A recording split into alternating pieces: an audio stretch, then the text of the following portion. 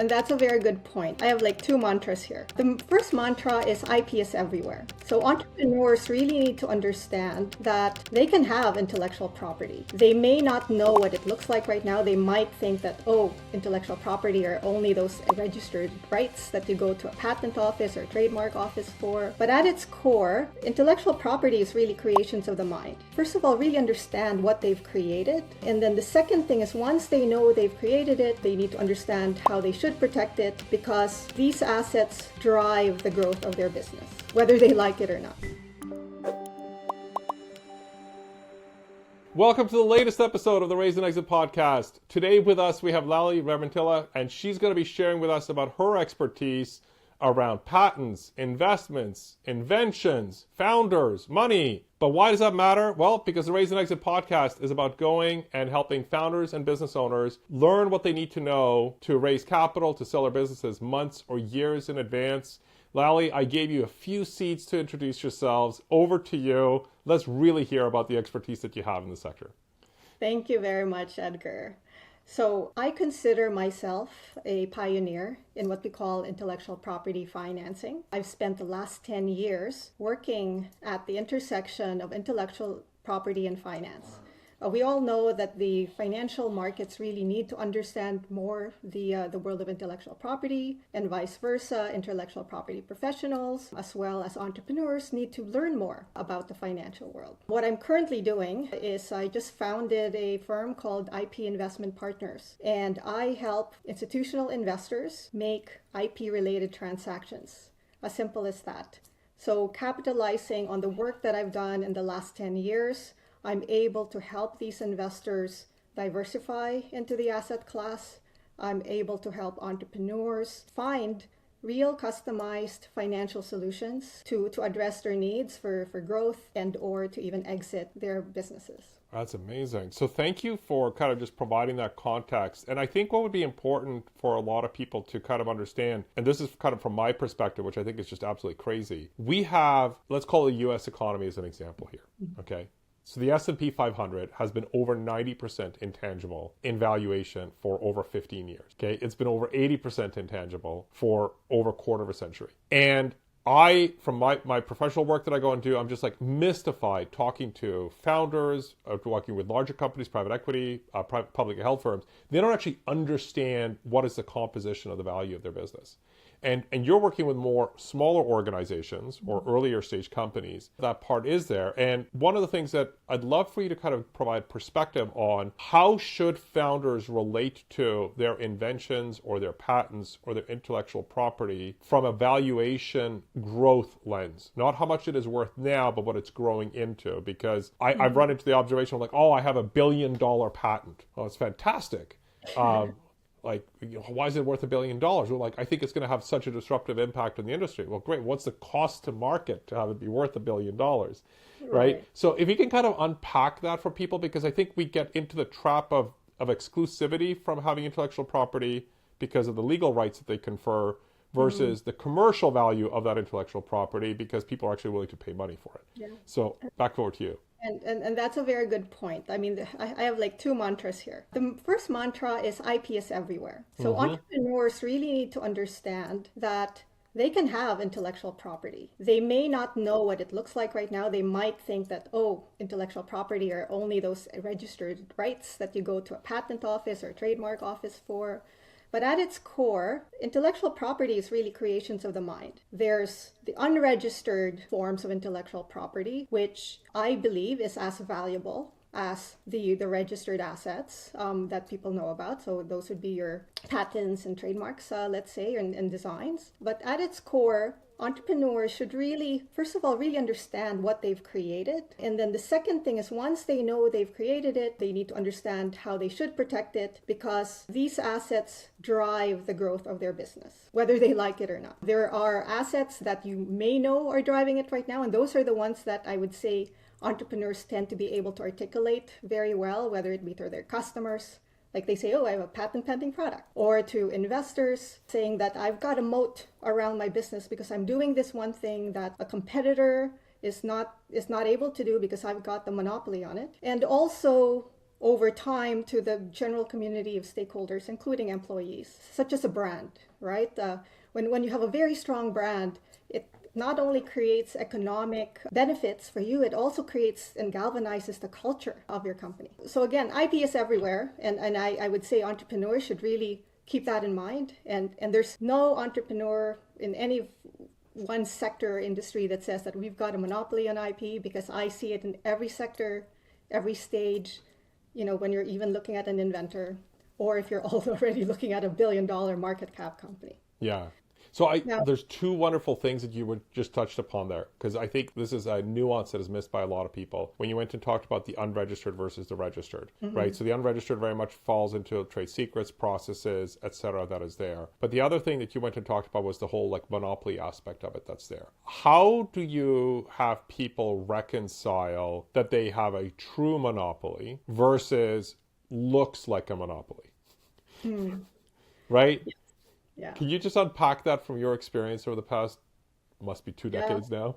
Exactly. I mean, like for me, a monopoly in sort of its purest form is obviously the ability to own the market and prevent others from entering it. So when you look at a monopoly, there's a monopoly that you have in writing. Let's say you have a patent on an invention or a trademark on a brand. But for me, the monopoly is a result of not just the registered things that you do, but also things that you do to protect that monopoly and take advantage of it.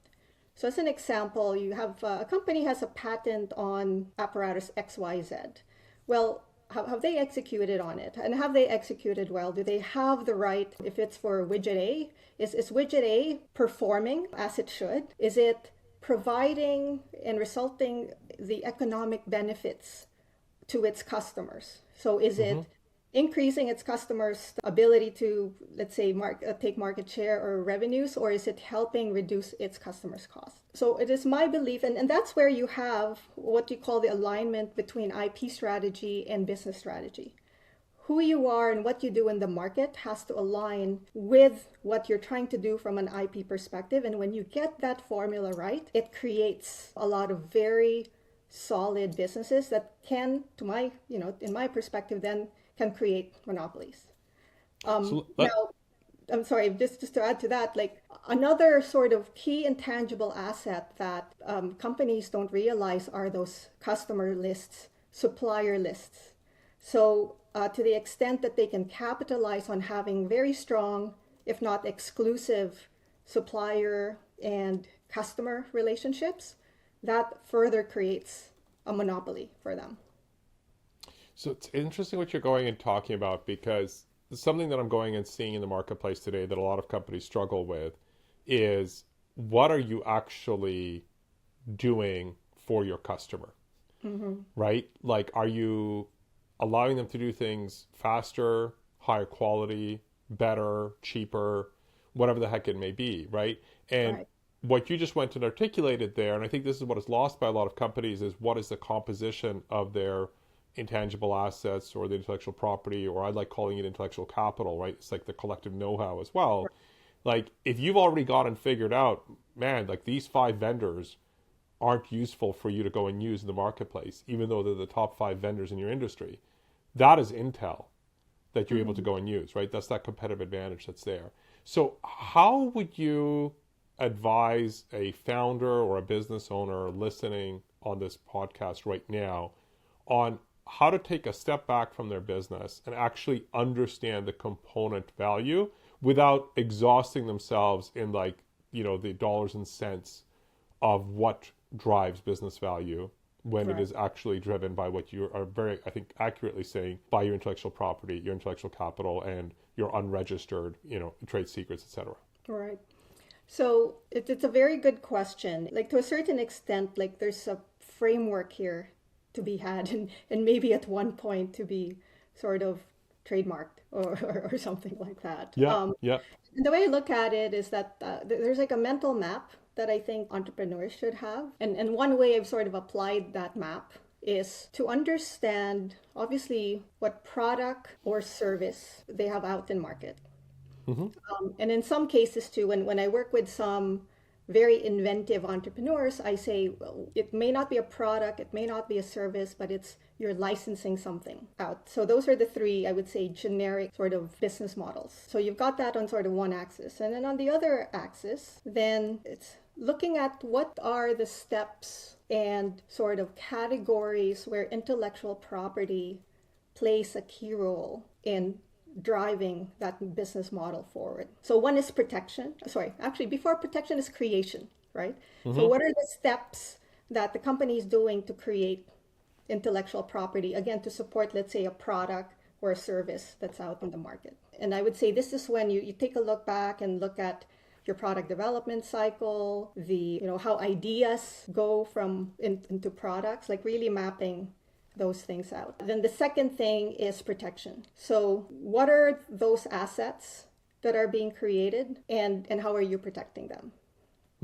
The third thing I always ask entrepreneurs to look at is, how do those assets now within that product, let's say business model, how does that allow them to collaborate with their overall sort of stakeholder base? So what is the sort of, like from an intellectual property perspective, what is it allowing them to do in terms of, looking at vendor relationships, customer relationships, partnerships with other organizations? And then the next thing is monetization or commercialization, which is how are they actually then making money? So the inner workings of their intellectual property strategy is now helping them identify, like, how economic value is created, and how they're passing that economic value over to their customers or their partners too. They might be a company that does a lot of collaborations with other companies.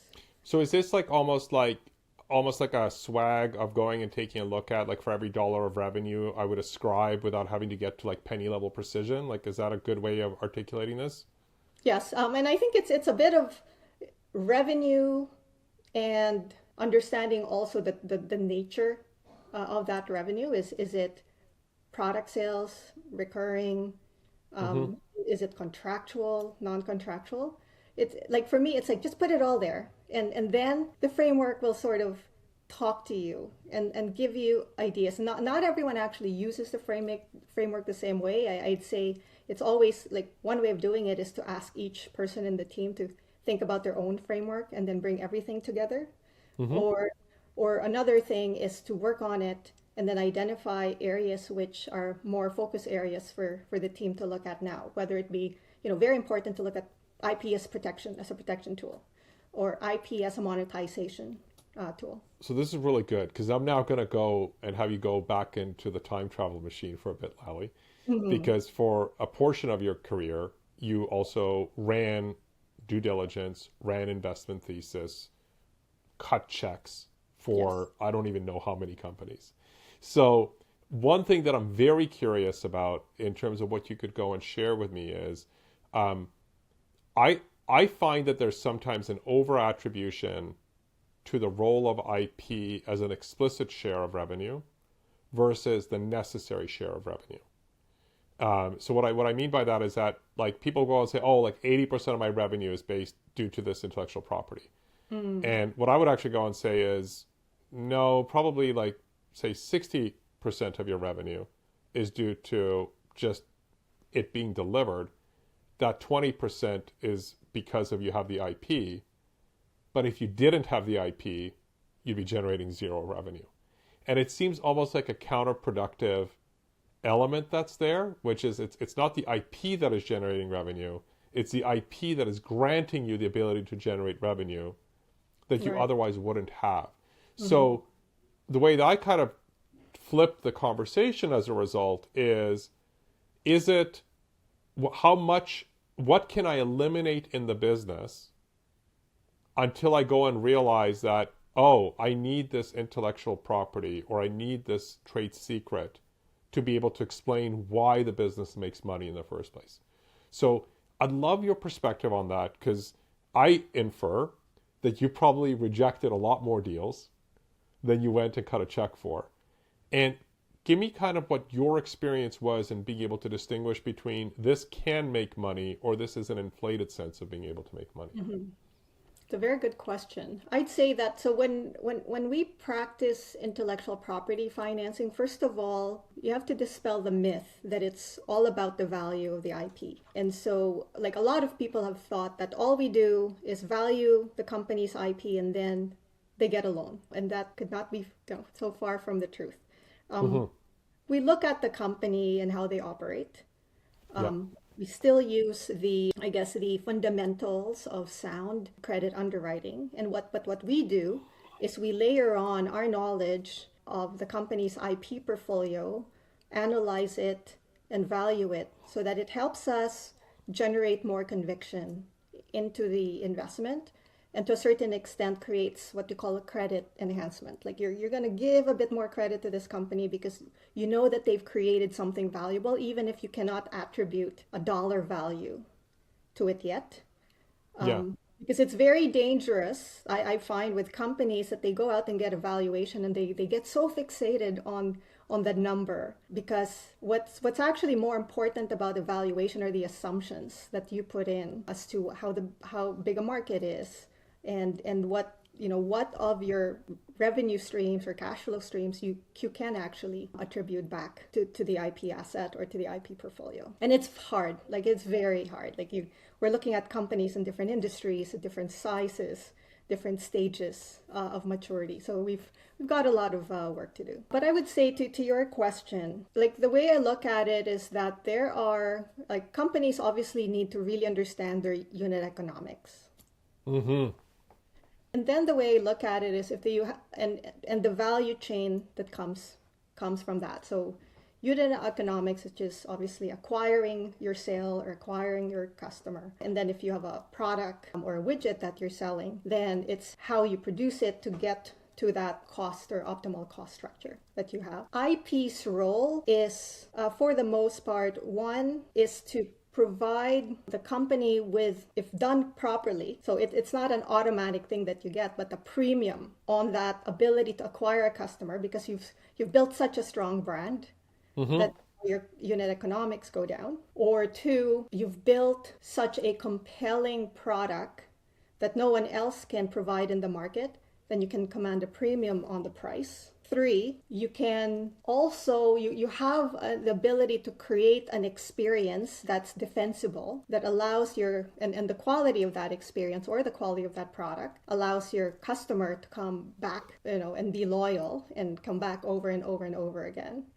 And so that's where you get IP driving your unit economics. And then you've got the cost of your product, and your ability to have a stable and economical value chain or supply chain to get that cost down. Your ability to, let's say, forecast demand and in order to keep your inventories low so that you're not like burning cash with that. And obviously your ability to manufacture if you're manufacturing a product yourself, and there's innovation into that. So the way I see it is that that's the role that IP can play in creating value for a company. Attributing the dollars, very tough. But we that's what we look at though. Like, has the company done and leveraged their IP strategies to show us real great unit economics on one hand, and to the ability to to keep their costs down but still create a very, very good and high quality product in the market. It's such a good transition to what I've been like just dying to have a conversation with you about, because I wanted to let you just build that foundation for our viewers and listeners.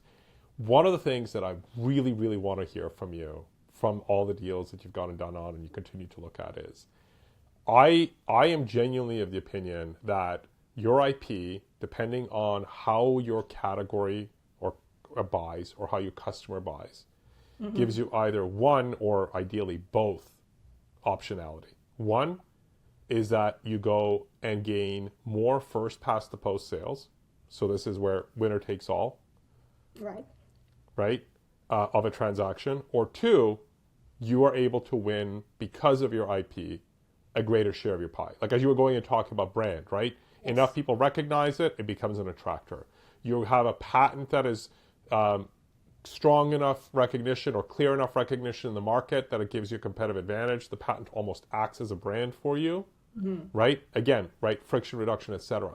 So tell me a little bit more of how you would go and have, and what popped into my mind was being ruthless with Lally.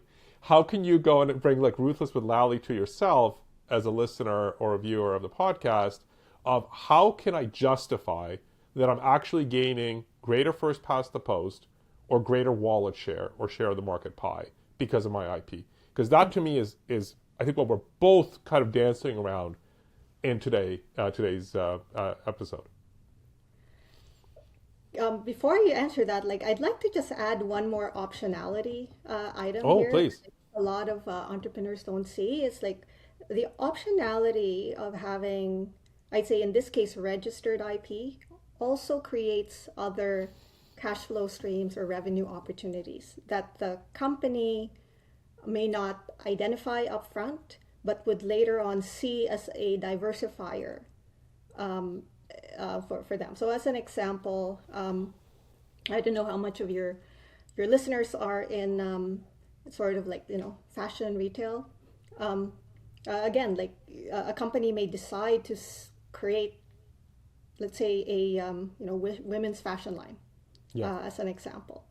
But they've created so much brand loyalty, brand strength, that you know and they become so attuned to who their customers are and their clients are that they're now able to parlay that brand into other areas such as, let's say, entertainment or hospitality, right? And I think that's a thing that and we can we can have other conversations of how you can apply that to patents in technology companies or whatnot. So I wanted to just sort of add that in because I think that's It's very valid because it is the category by association, right? We came up with yes. fashion, now we can get into jewelry. We got it from jewelry, we can now go and get into entertainment venues or co-branding, etc. Yeah. So I love the fact that you went and put that in, and I'm Yes. still very curious. All right, how do you tell the truth to yourself as a founder that your IP is giving you better first past the post or greater share of the pie? Yeah. So there are different ways. One is, first of all, I think you have to talk to your customer. Like, does it really mean anything to the customer? Like, I remember, like, there were some companies that I've talked to wherein they're more B2B companies. They're selling to large sort of conglomerates, and it actually gets written into an RFP that they respond to, that they have to have certain type of intellectual property, or they know that in a particular competitive environment, they win because of their intellectual property rights. And you sort of just know. And really it's the customer, like the value of your IP is really born in the eyes of either a customer or a buyer of your business.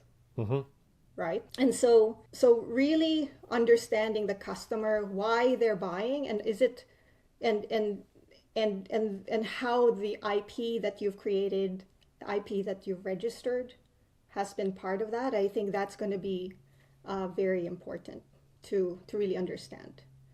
And obviously, and with the way accounting works, is that a buyer of your business will attribute a price to it with the purchase price, right? And you do all the math and it goes to goodwill. So, that's sort of another way of looking at it. The other thing is there's something to be said about the strength of a company's IP culture and how it's reflective of the engagement of the company's employees themselves. I've seen that companies that have real strong IP management and culture tends to, they tend to sort of be more honest on what they're creating and how it's actually delivering value to their customers, and in this case either reducing friction, let's say, in the sale process.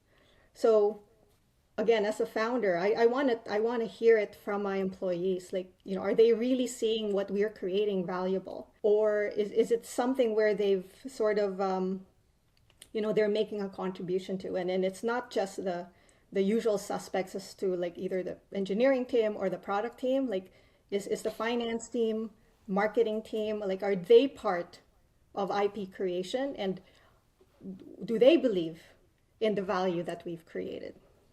I think that there's a really interesting triangulation that you just pointed to here, because a lot of the time people go, and I've been guilty of this in the past myself, right? We get really excited about our own idea or about our own invention or about our own solution in the marketplace. And you naturally went very rightly to going and understanding, hey, does the customer actually value this? But what you're also going and pointing to is, does your employee base actually value this? And then you kind of need to cross-reference, are the employees saying the same thing as the customers are saying? Are the same saying the same thing as you're going and saying? And not just about your own offering, but your own offering relative to the alternatives.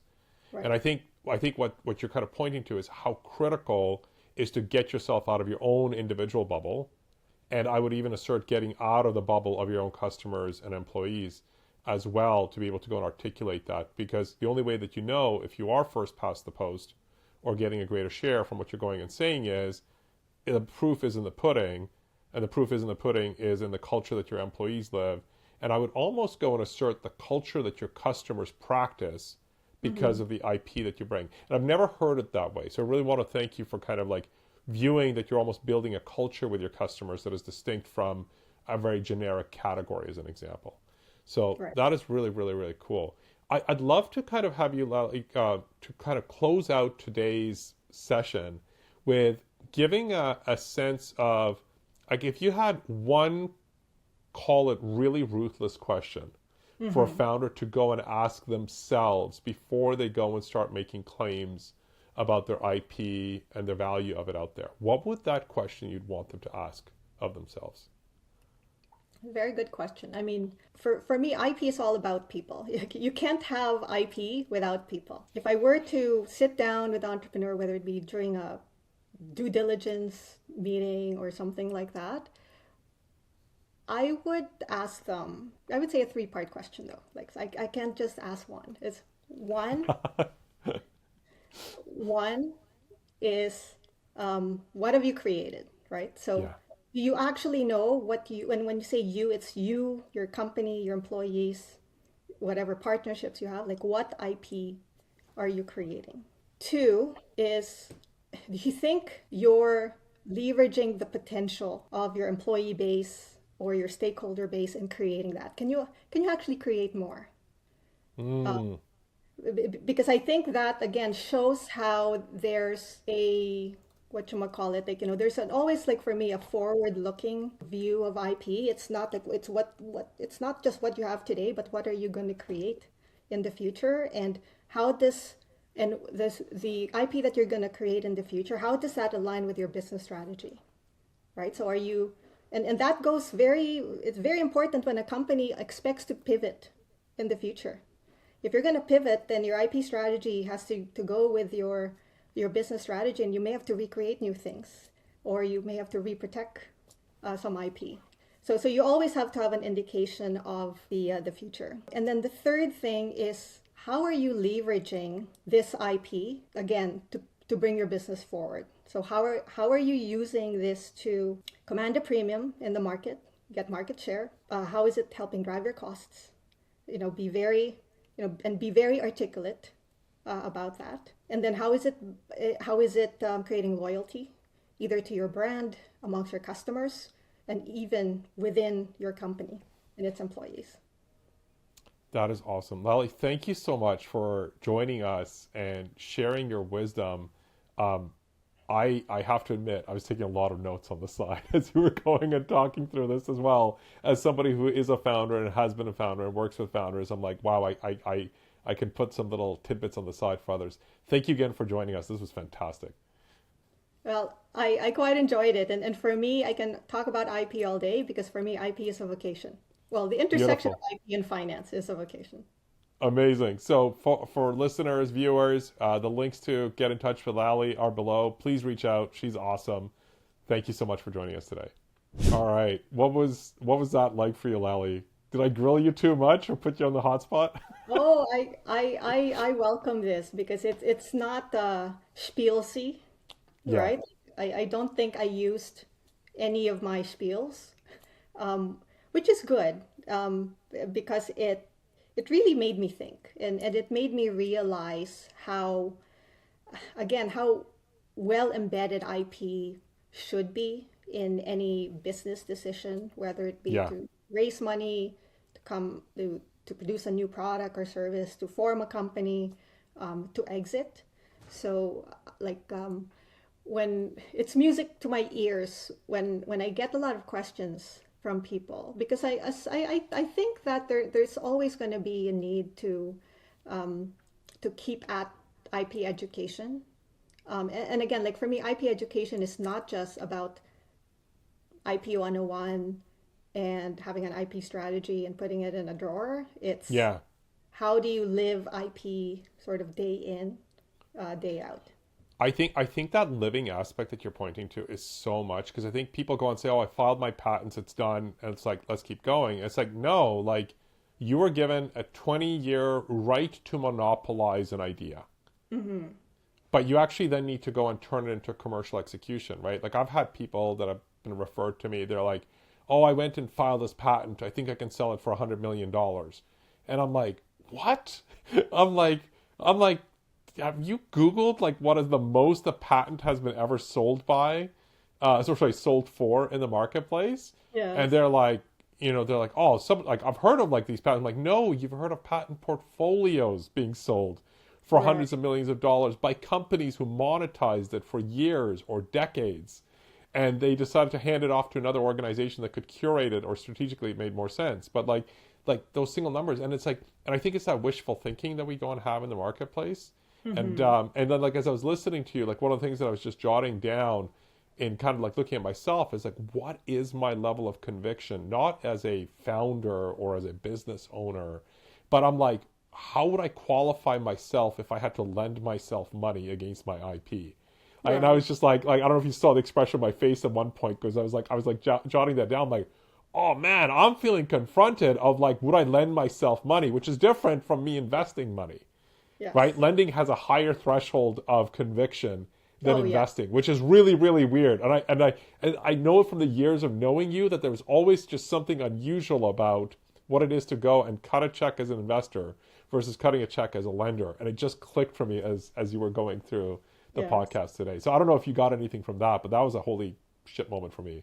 Yeah. Yeah. I mean, and well, one of the things I've learned in the last 10 years is that there's always so much more to learn and so much more to educate the market on. Because, and again, like if you look at that famous, what they call Ocean Tomo Yeah. graph, right? It's only been in the last 10, 15, 20 years that we're seeing this sort of the growth in the value of our economies, in towards intangible assets. And so there's still a lot of education that needs to be had, and the IEP community is still educating itself. There's a lot, and it's great to see this. There's a lot going on, let's say, in the IP profession when it comes to understanding the value of intellectual property.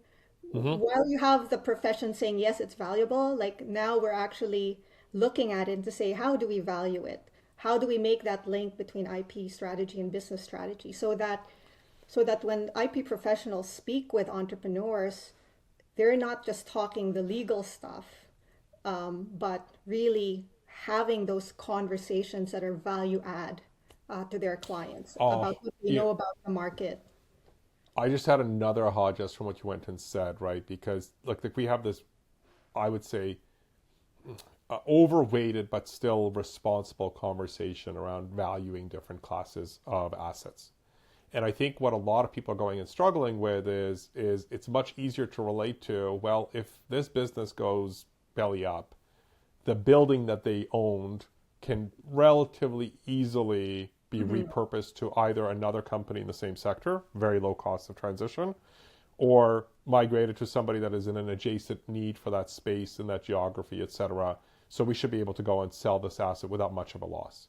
But I think what you're also pointing to is that when we go and have intellectual property is, can the new owner, quote unquote, and if you're the lender, you don't want to be the owner of intellectual property, actually, Correct. right? Yeah. Can you, as the owner, go and relatively smoothly go and find a new way of monetizing this Yes. intellectual property through another? And I think this is why you go and see these kind of scary stories of patent portfolios or copyright portfolios or trademark portfolios being bought, and then they just completely fall flat on their face because the buyers didn't carry forward the business system that ascribed value to them in the first place. And this Right. kind of goes to what I was saying on the podcast before, which is how much of the revenue is actually because of the intellectual property versus how much of it is, call it, the generic ability to get that solution. And it's this very weird paradox, which is your IP is not worth 100 cents on the dollar. It might be worth 15 cents on the dollar. But if it doesn't exist, you also don't get the other 85. Yes. And I And think that's the piece that is really trippy. Like it's still trippy for me, and I've been a professional in this space for years. yes.